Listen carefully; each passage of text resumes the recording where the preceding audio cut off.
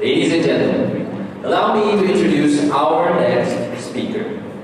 Professor Hazel is a professor of industrial and organizational psychology at the University of Nottingham and serves as the Vice Provost for teaching and learning. She has taught several degree courses in psychology, such as organizational psychology, selection and training, personality theories, research methods, and psychological testing. Professor Hazel's wide research interest includes areas such as work-family conflicts, work-life balance, as well as psychological ownership and the management of non-family employees in family firms.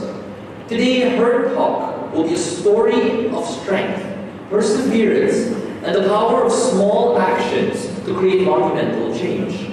It is about finding the strength within yourself to keep going, no matter how hard life gets.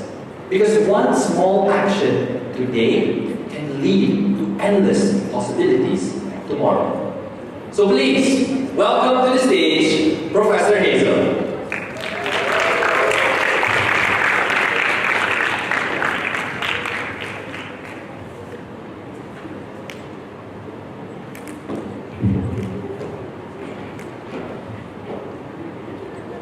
Good morning, everyone. Well, it's still morning, right?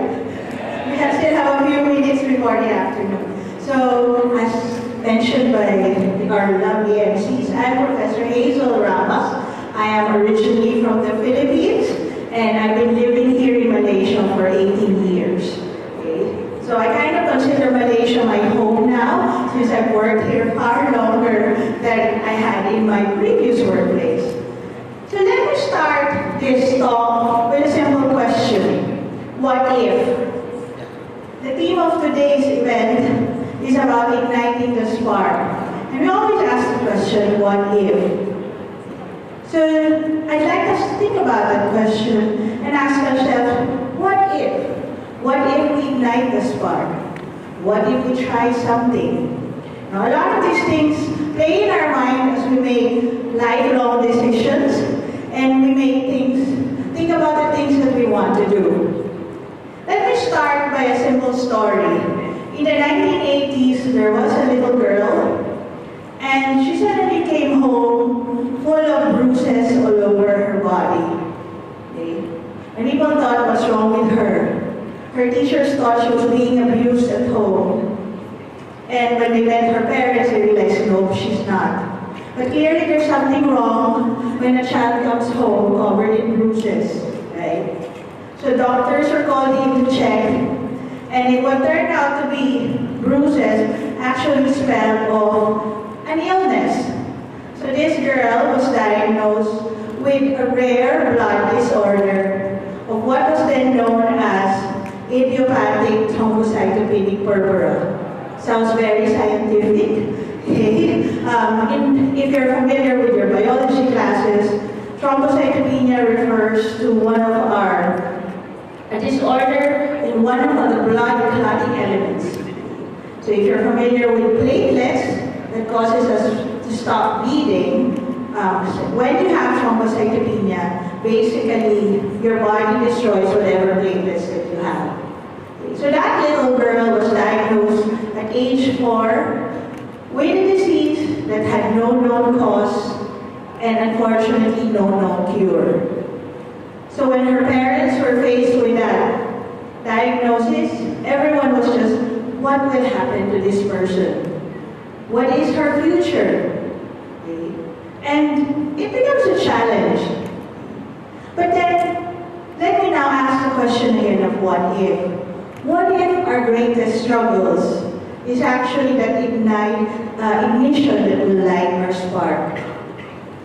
Let me tell you again about that 4-year-old girl. That was nearly 44 years ago when she was diagnosed. And that girl is standing right in front of you this morning. So, I was diagnosed with a rare blood disorder when I was 4 years old. It wasn't well known. There was no one else in my family who had it. And there was no known cause, meaning it can come anytime out of nowhere.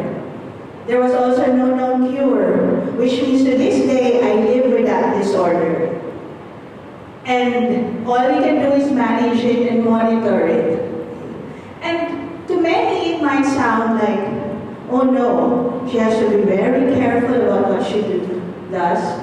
Some people would even joke, why don't you wrap her in a bubble, to stop her from bumping? Because when my illness strikes, I am very vulnerable. For instance, I can't get dental work done. The last time I had tooth extracted, it took 3 days of eating ice cream and anti-blood thinners, blood coagulants to stop the bleeding, and that's just one tooth. And you'll see, why is Hazel laughing all about it? What I can tell you is that struggle early on in life helped me become who I am today. When people ask me why I became a psychologist, it wasn't because I really love psychology. Yes, I was named after the founder of psychology in the Philippines. But actually, this illness that I had sparked that curiosity in me. One of the things that I asked myself growing up is, why me?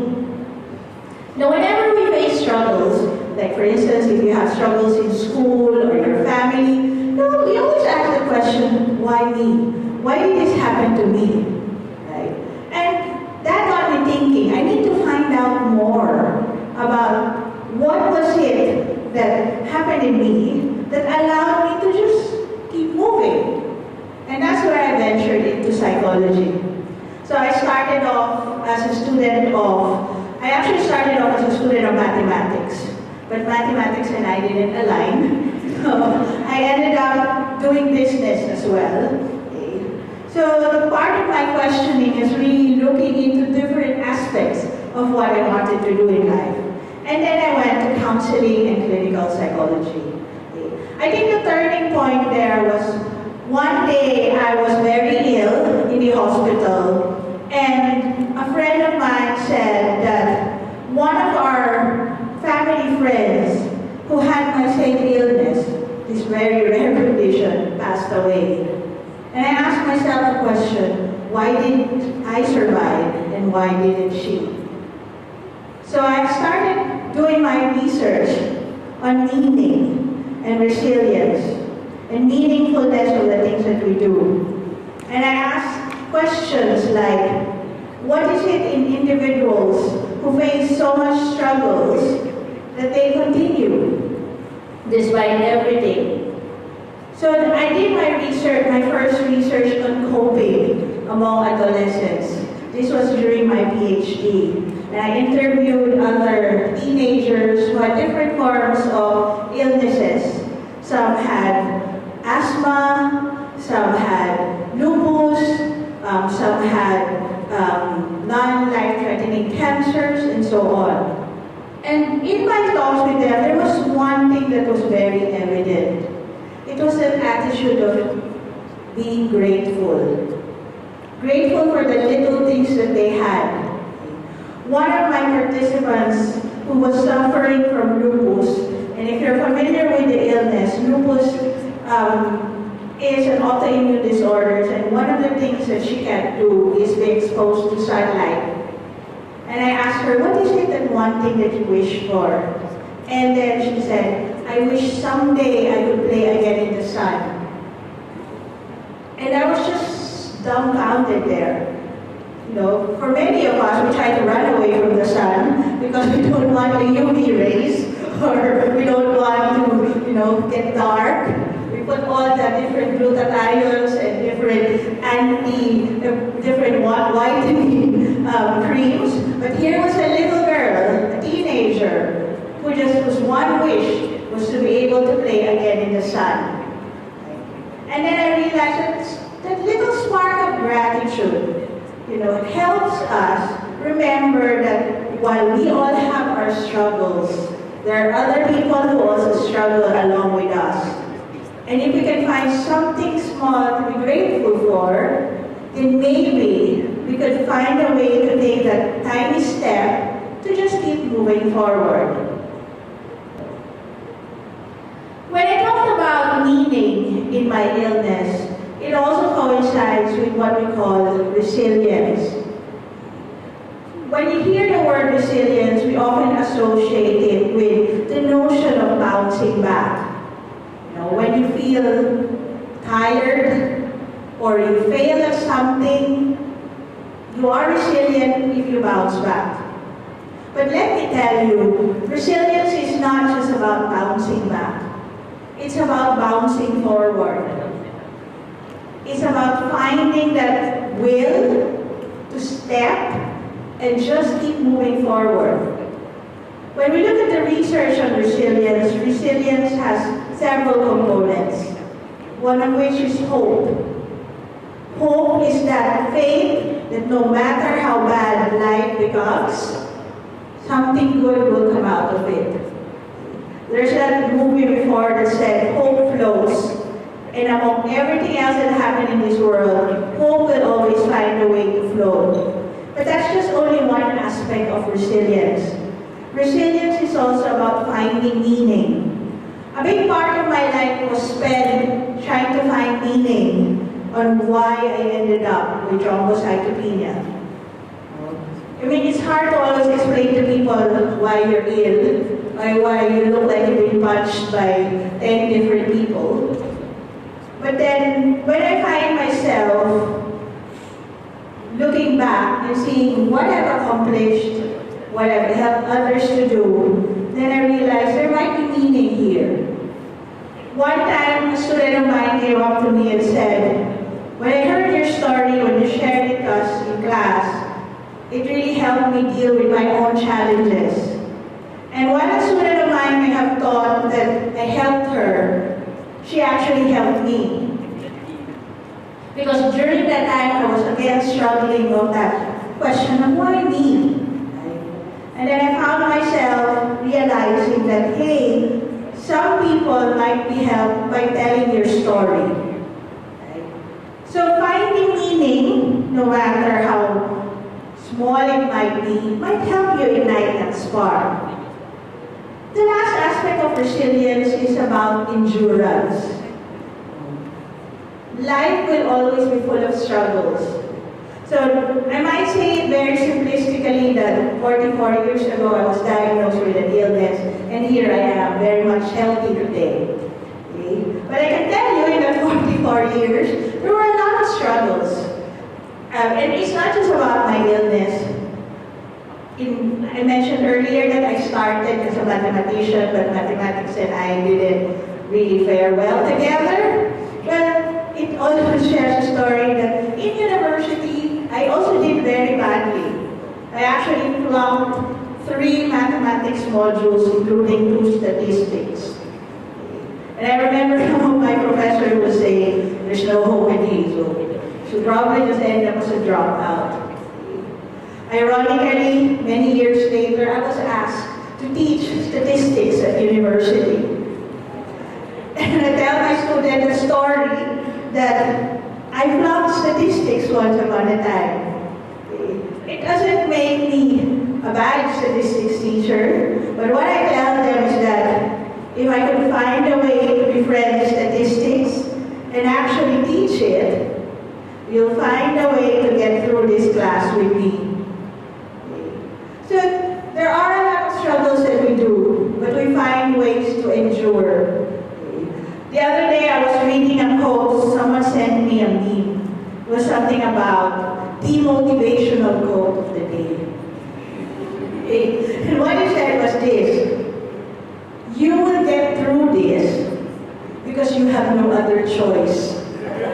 And then, yeah, it sounds very demotivating, but I realized, yes, that's what people do. We endure.